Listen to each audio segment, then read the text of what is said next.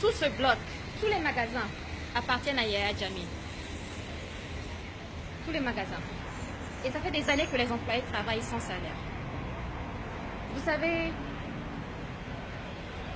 j'ai voulu venir en Gambie parce que ça fait longtemps que je vois les gens soutenir Jammeh pour avoir milité avec les Gambiens aux États-Unis depuis 2011 et pour avoir su ce que les gens ont vécu. J'ai rencontré des personnes dont les enfants ont été assassinés. Et pour avoir milité avec eux contre la dictature, j'ai trouvé ça trop facile que des gens viennent en espace de 2 semaines ridiculiser le combat des Gambiens, soi-disant que c'est manipulé par la communauté internationale. N'importe quel dictateur peut aujourd'hui se lever et dire qu'il est panafricain et qu'il ne veut pas partir et on doit le soutenir.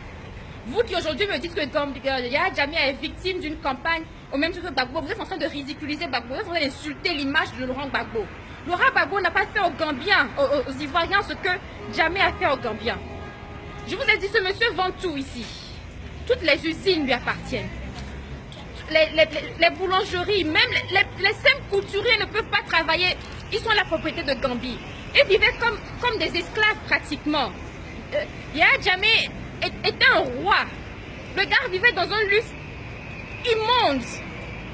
Des voitures de luxe comme pas possible. Rien que ces voitures de luxe peuvent construire des centaines et des centaines d'écoles ici en Gambie. Vous avez vu comment il a ramassé les richesses en partant. Citez-moi un seul soi-disant leader panafricaniste qui aurait pu faire ça à son peuple. Un seul. Dans cette même Gambie, Yaya Jammeh a assassiné 22 élèves qui protestaient, des lycéens, des enfants. Et vous appelez cela du panafricanisme? En 24 ans, il n'a pas réussi à faire ne serait-ce que 1% de ce que Sankara a fait pour son peuple. Les Gambiens ont peur, ils sont tétanisés. Il fallait voir comment on est rentré hier en Gambie. Les gens étaient contents, des femmes avec des bébés, des matelas sur la tête qui ont fui la Gambie à cause de la terreur de Jammeh. On ne peut pas rester en Europe et en Occident, ne pas savoir ce que vivent nos peuples, dans quelles conditions ils vivent et dire du n'importe quoi. Nous ne pouvons pas ternir les idéologies de nos héros comme les Sankara, les Lumumba à soutenir des vagabonds, des bonariens, des salauds, des sanguinaires comme Yaya Jammeh. C'est inadmissible. Alors moi je n'en dirai pas plus, je vous demande de venir en Gambie, remarquer ce qui se passe vous-même avant de l'ouvrir et de raconter du n'importe quoi. Jammeh est un salaud, c'est un dictateur, je le dis ici à Bonjour.